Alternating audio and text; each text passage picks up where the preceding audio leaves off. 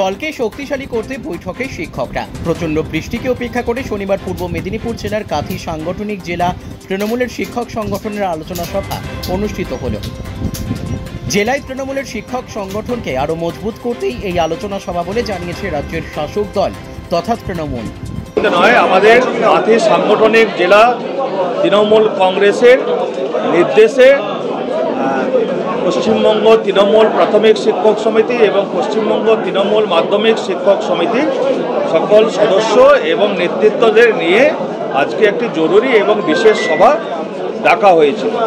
সেখানে সবাইকে বলা হয়েছে এবং হিউজ সংখ্যক শিক্ষক আজকে উপস্থিত হয়েছেন।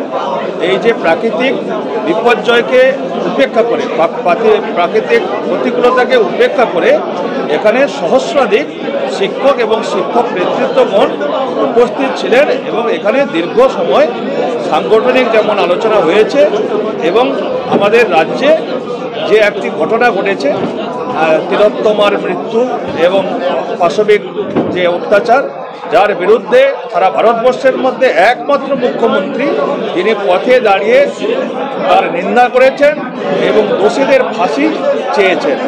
কোথাও কিছু বিরোধী দলকে দেখা যাচ্ছে যে তারা শুধুমাত্র বিচার নয়, তারা চেয়ারের লক্ষ্যে ছুটে বাড়িয়ে মানুষকে বিভ্রান্ত করছে, পরিষেবাকে নষ্ট করছে, ডাক্তারদেরকে উস্কানি দিয়ে গরিব মানুষ, সাধারণ মানুষ, খেটে খাওয়া মানুষ, পরিযায়ী মানুষ যারা একমাত্র ভরসা সরকারি হসপিটাল, তাকে ব্যাহত করছে।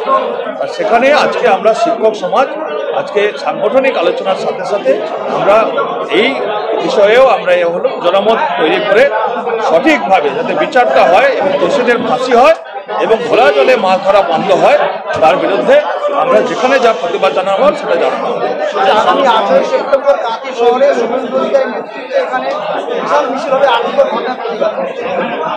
তারা কোথায় কে কি করছে আমাদের জানা নেই, তো তাদের কর্মসূচি তারা করছে।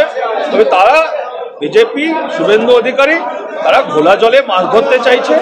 বিচারে, ন্যায় বিচারের দাবি তাদের দাবি নয়, তাদের দাবি হচ্ছে কিভাবে ভুল পথে চেয়ার দখল করা যায়। যেখানে বারে বারে যতগুলো নির্বাচন হয়েছে, 21 সালের বিধানসভা নির্বাচন, 24 সালের লোকসভা নির্বাচন, একদম গণতান্ত্রিক পদ্ধতিতে মানুষ ওদেরকে পরিত্যাগ করেছে। তাই ওরা খুঁজে বেড়াচ্ছে কোথায় কিভাবে ঘোলা জলে মাছ ধরা যায়, মানুষ ওগুলোকে প্রত্যাখ্যান করেছে। আমরা তো সবসময় রাস্তায় আছি।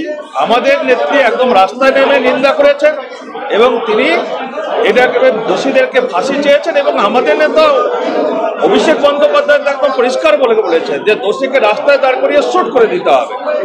এবং একমাত্র নেত্রী মমতা বন্দ্যোপাধ্যায় সারা ভারতবর্ষের মধ্যে যিনি অপরাজিতা বিল এনে এই দোষীদেরকে কঠোর শাস্তির ব্যবস্থা করেছেন এবং বিলটাকে আইনে রূপান্তরিত যাতে দ্রুত ভারত সরকার করে, তার জন্য আমরা শিক্ষক সমাজ এবং বুদ্ধিজীবী সমাজ আমরা কাঁথির রাজপথে নামব।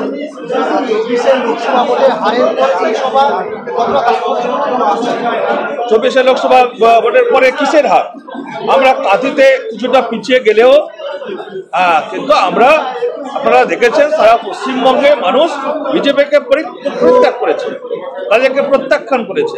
আবারও এটা প্রমাণিত হয়েছে যে বাংলার মানুষ শান্তি চায়, সম্প্রীতি চায়, সৌহার্দ্য চায়, মমতা বন্দ্যোপাধ্যায়ের উন্নয়নকে চায়।